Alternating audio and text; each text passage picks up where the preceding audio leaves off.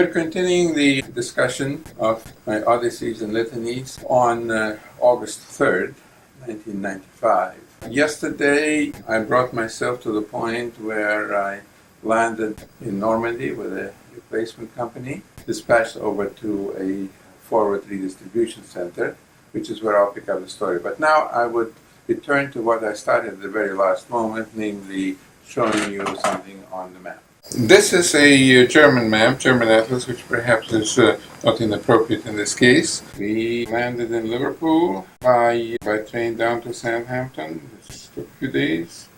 Then almost immediately, ship, one of thousands of ships that were plying the English Channel at that time, back and forth, shuttling between English bases and the then already established bridgehead in France. I landed on Omaha Beach, told you about hiking up and getting into buses that took us to this redistribution center. What I'd like to do next is turn to another map in this German atlas, a larger scale map, and show you in greater detail what was happening and particularly what would be happening to me. So here we are at Omaha Beach. As I mentioned, I landed about 2 months after the initial landing on Omaha Beach. By that time, the Allied armies had ceased to control a substantial beachhead, about this much, but far from a very large area yet. And the Germans were putting up a very fierce resistance. Just about the time I was embarking on the ship in Southampton, something very important happened. And that is General George Patton's armored forces had broken through around here, broken through the German defenses. They immediately rushed, as fast as the tanks would move, to trap the German army into confronting them. So what happened by the time I landed was a situation where the Germans were about here. I may not be too precise, but basically a kind of almost complete circle was established around a large German force. This was the famous Falaise Argentine Gap, as it was called. As I started moving towards the front, this gap was almost closed, but unfortunately not enough to trap the whole German army, and a good deal of it escaped. What happened next, so far as I was concerned, is that I joined my unit. More on that later on. And this unit then was part of the Patton's army, the Third Army, and moved on the right flank of the Third Army along the River Loire, securing the right flank against the German forces, which at that time were retreating north, soon to be pushed by another landing by Allied troops on the Mediterranean coast. Before long, we got into the country that during the First World War saw much of the bloody fighting, Verdun too, and so on and so forth, until finally, in September, we arrived in Lorraine,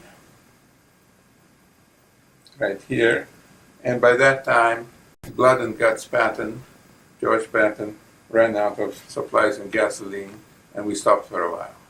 So you were actually under his command? I was under his command, in fact, nearly during the whole war in Europe, yeah.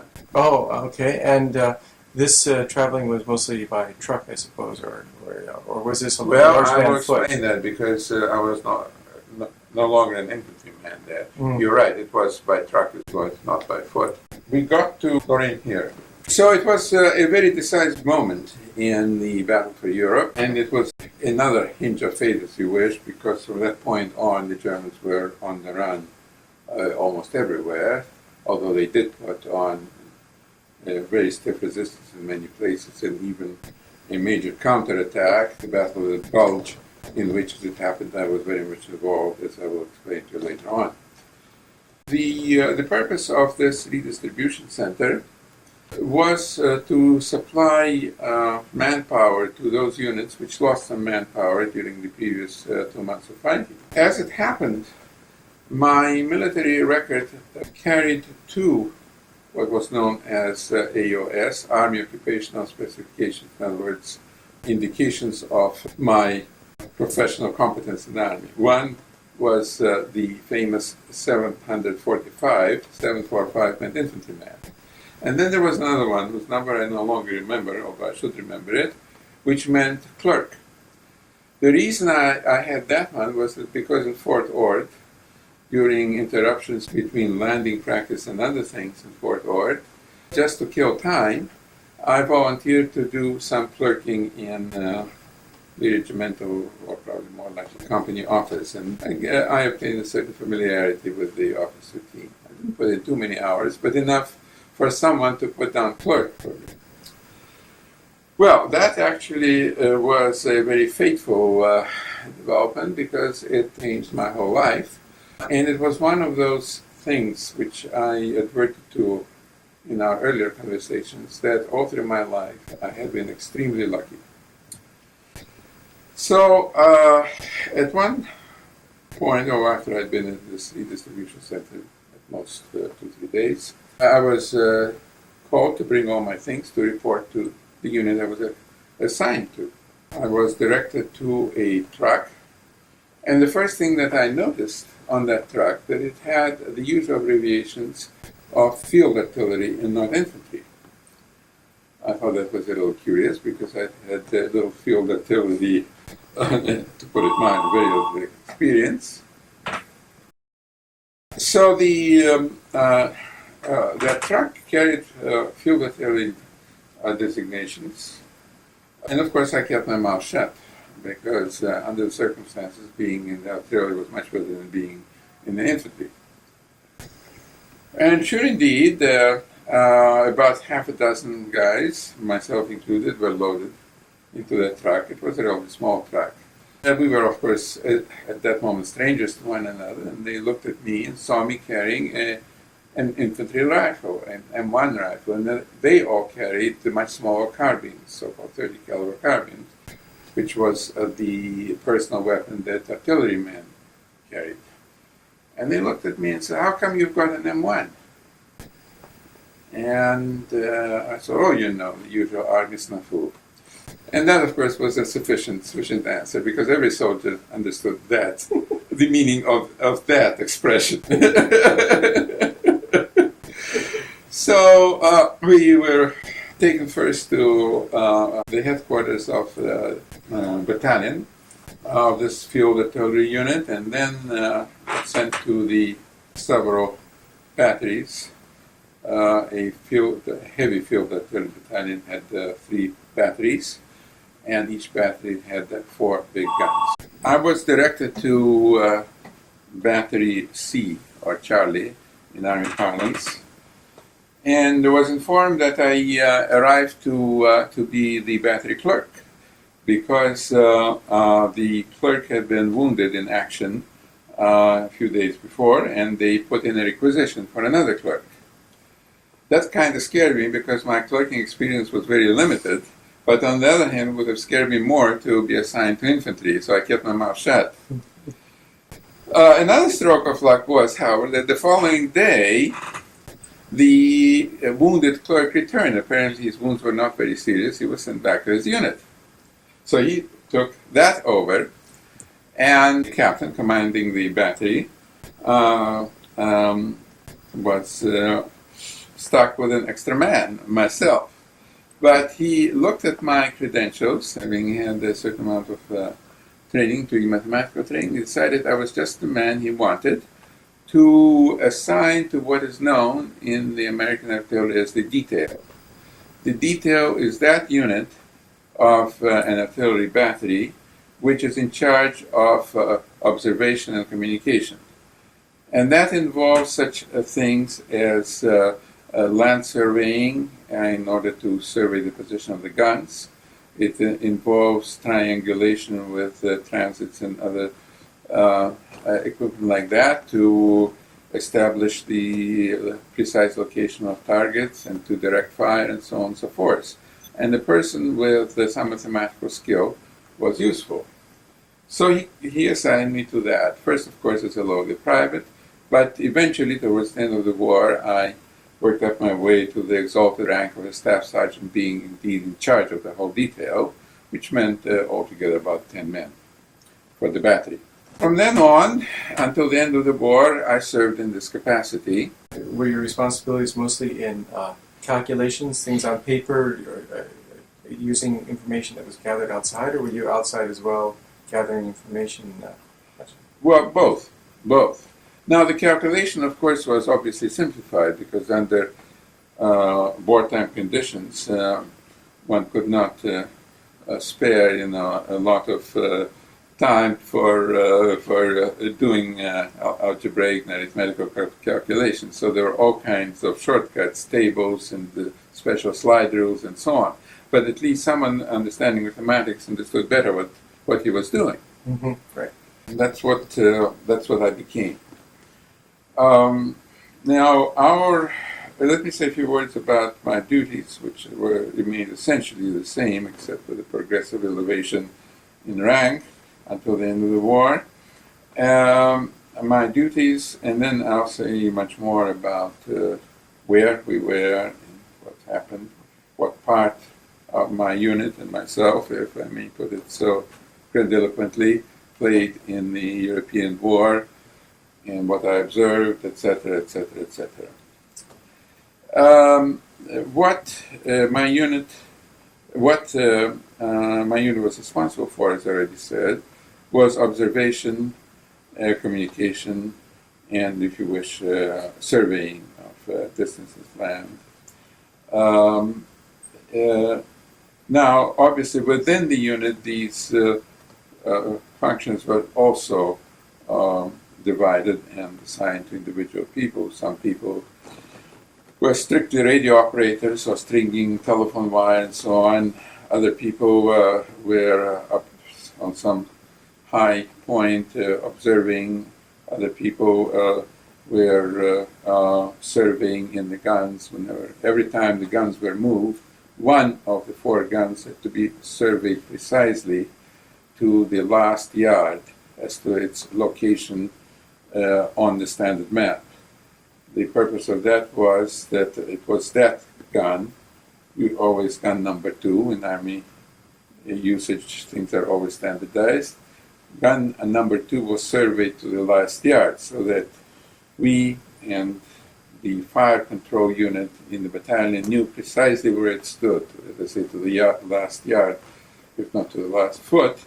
And then that gun would be used for zeroing in. That is to say, it would fire several test shots at known locations, thereby defining the precise settings of distance and elevation zone that were required to reach a precise point.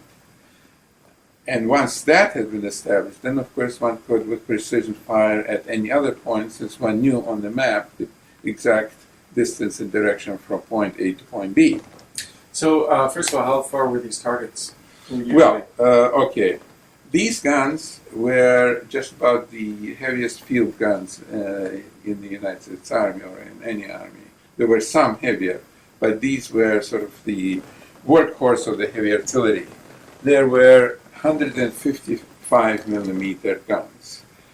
155 millimeter is the caliber, which means the inner diameter of the barrel, which is another way of saying that it fired 155 millimeter projectiles, which it was the outer diameter measure. They were guns, and otherwise known as rifles, not howitzers and not mortars. There's a general threefold division in the artillery: guns or rifles. One never speaks of guns as a general term for an artillery piece. One always says piece, just as one never calls a shell in artillery. It's always called a round.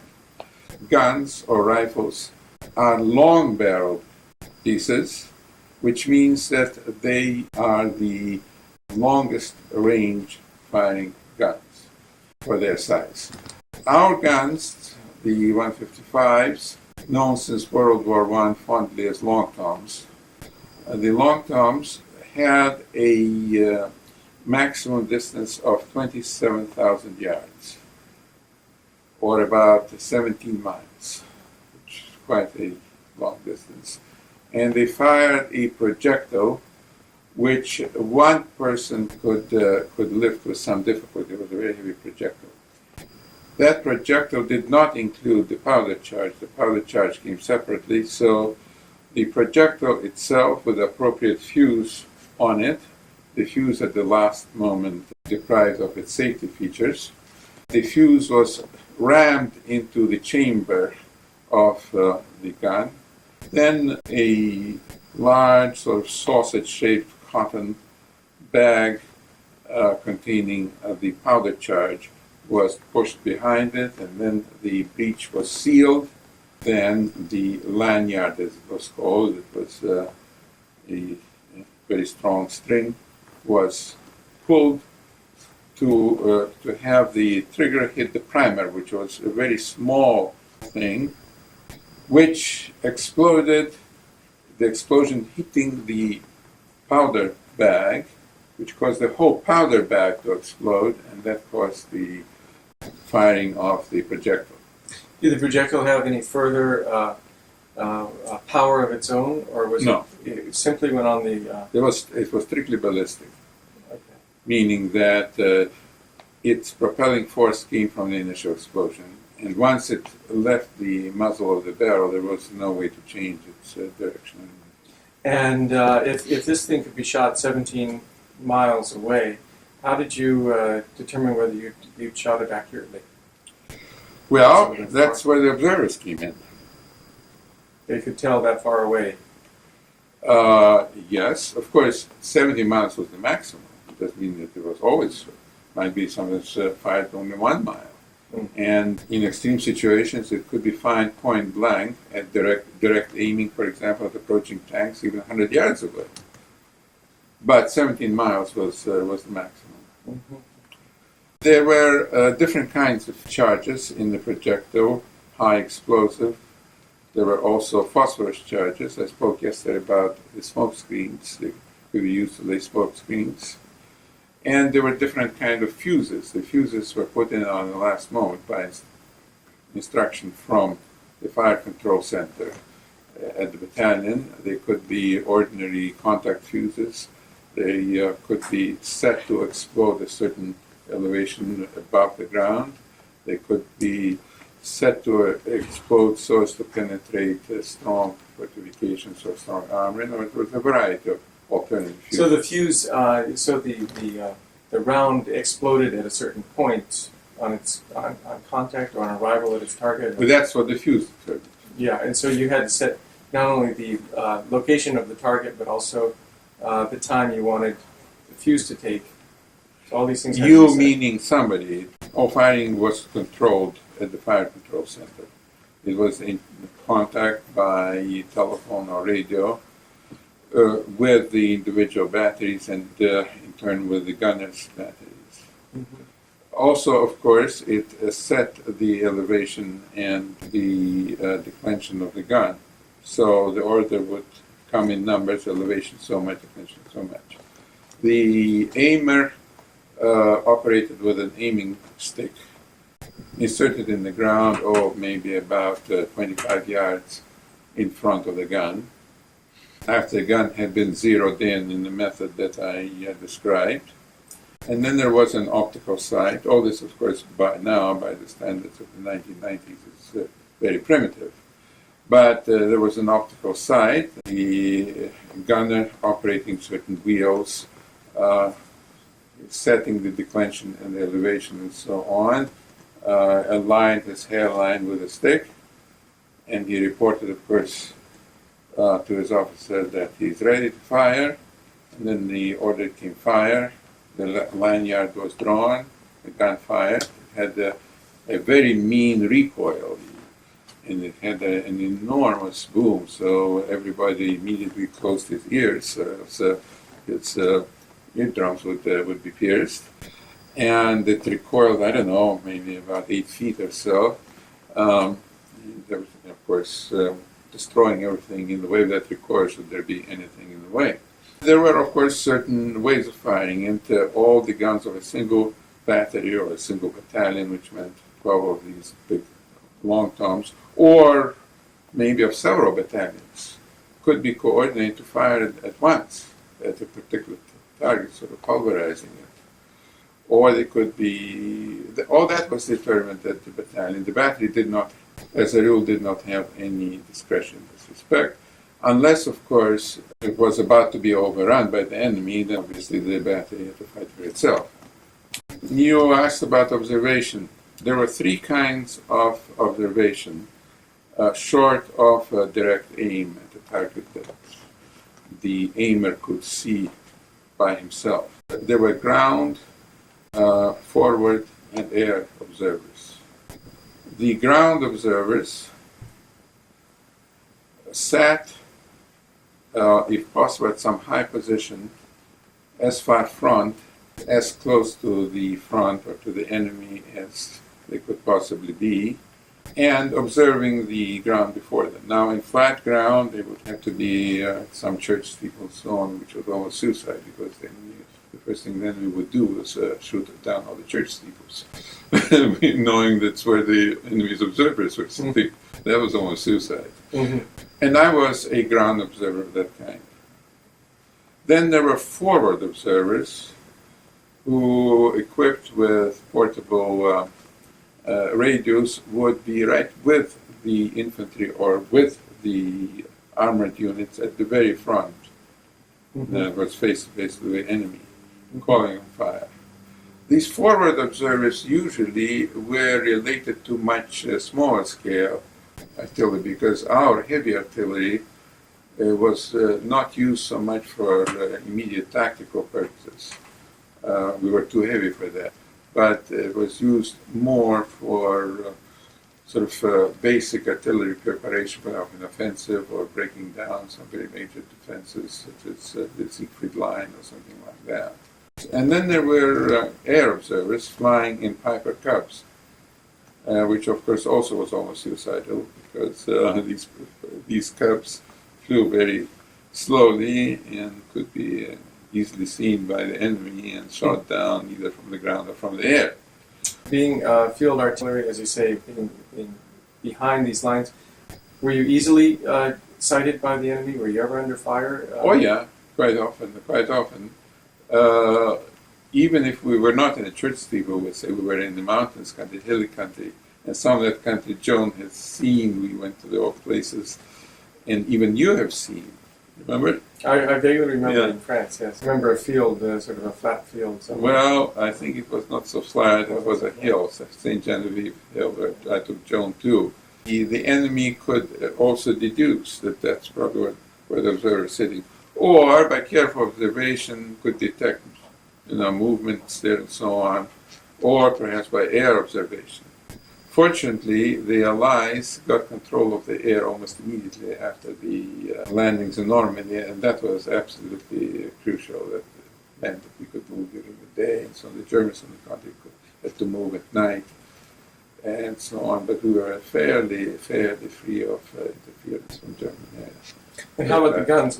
Were the guns sighted and fired upon by the enemy often? Well, there would be, but again, if you have control of the air, it was easier, unless, of course, they were sighted not from the air, but by observers from the enemy's high ground. And we did have, for example, that's how that clerk was wounded, because the Germans fired on our battery. What we would do, moving into a new position, first help survey in the number 2 gun, as I was saying before, and then we would set out in search of an appropriate observation post. We would select a good point. Either we would dig in, or we would select some kind of relatively conspicuous house or something to set up our instruments. We, of course, preferred houses. They were more comfortable than foxholes. And the local population supported your... The local population had little say, but but the local population in France, of course, was widely supportive of us. Yeah. When we came to Germany, the German population was remarkably passive. There was no acts of sabotage and so on.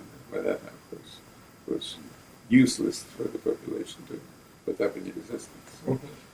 There would be usually about 4 people at such a place, and we would hold watches at alternate times.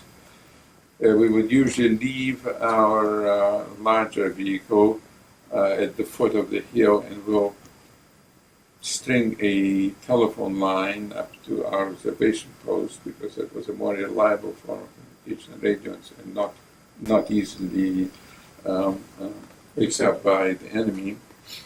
But it had its dangers because it also could be disrupted by enemy fire. And it did. It was many times disrupted by The cables were actually the telephone cable. So we had to relay it. I remember one time when the same Vinny, the guy who always drove while sleeping, and who was with the truck at the foot of the hill. He always drove while he was sleeping? Remember I was telling you that we had one driver who... Oh, I didn't hear about this one. We didn't get this story. Oh, we tell that to Marco. Okay, I'm sorry. Well, there was this fellow, Vinny Coletti, who was the driver of our vehicles, of our observation unit. And he always drove and could drive only when he was asleep. So the moment he got behind the wheel, he fell asleep. We would tell him, Vinny, we want to get up to that hill, top of that hill. Aye, sir, he would say, sit down behind the wheel and immediately fall asleep and drive while sleeping. And with his eyes open. In the right direction, he was okay. And the worst thing you could do was to wake him. Because if you woke him, he'd go like that and you end up in the ditch. So we let Vinny sleep and he'll get us wherever we were going. So one time we were under heavy shelling from the Germans, and the shelling broke the telephone line. Now, of course, we still had the radio with us, and the shells were bursting all around us. And lo and behold, in about I don't know how many minutes, and that was nighttime, there comes Vinny with a new line. I don't know whether he was sleeping at that time or not. Perhaps he was so brave because he was asleep. Just point him in the right direction. Right? Well, he won some kind of reward for bravery for that. But then he comes with a new line. No, he was asleep. Wow. So our duties were, when we moved into such a position, first to zero in the guns. That is to say, fire control after gun number 2 was the position of gun number 2 was established to the nearest yard on the ground, which means on the map. So the fire control people at battalion knew precisely where it stood. They would start, as I said before, zeroing it in, and we would be informed that they use, let's say, a intersection of 2 roads as 0 point. That was a very common thing because it could be easily seen usually and was a very precise location on the map. So they would fire at that intersection 3-4 times until they hit it close enough. Essentially, they hit the intersection. And we would, of course, call, and tell them in rather technical artillery language that you overshot, you undershot, or you're part to left or part to right. And we had to measure with our measuring circle, aiming circle, just how many yards there were, because we would know the distance from us to that intersection. And trigonometrically we could then figure out how many degrees declination that meant that any point was away from the intersection. So we'd report that, and they would adjust until we get the exact. But the intersection wasn't really what you were trying to No. get. It was just a but way that's of zeroing in. And then they would know how to give you instruction to hit what they were trying to Exactly, because on the map, then they would know the precise distance and the compass direction of any other target. And now that was necessary because conditions varied from day to day. Such things, not only a difference in elevation, which were a problem. You see, the guns might be fired at a different elevation from the elevation of their position, but also such things as wind or barometric pressure. All these would affect Therefore, every time you have to zero in, and indeed, if you remained in the same position for some time, you'd have to keep zeroing every day for a slight adjustment. And then, of course, when guns fired in anger, we would also be informed what the targets were on the map, and we would once again help adjust the fire. Fired in anger is that a specific Firing expression? at an enemy, yeah. Okay. Firing at an enemy rather than just for zeroing in. Oh yes, I see. Or we would pick out fire, for example, if we would see an enemy column moving, I have many times, we'd immediately report it to fire control, and they would quickly figure out the fire directions, and we would adjust the fire. Were you stationed with this unit mostly in one place throughout your time with them, or did you move around a lot? Well, first of all, the guns moved around, our battery moved a lot. And it moved a lot because of the rapid advance. For the first month or so, when after the Falaise-Argentan breakthrough that I mentioned, and Patton's army rushed to the Lorraine, which meant to the German border, we were on the move all the time. We would sometimes not even stop for the night. We were moving all the time, but that was because we moved. We were moving along the Loire River, which was the right-wing margin of the American thrust, the river itself acting as a barrier. The purpose of the heavy artillery moving along was to act as a deterrent to any enemy force, by that time, of course, rather desperate usually, trying to cross the Loire and attack us from behind or something like that. So what we had was the mechanized cavalry right at the edge.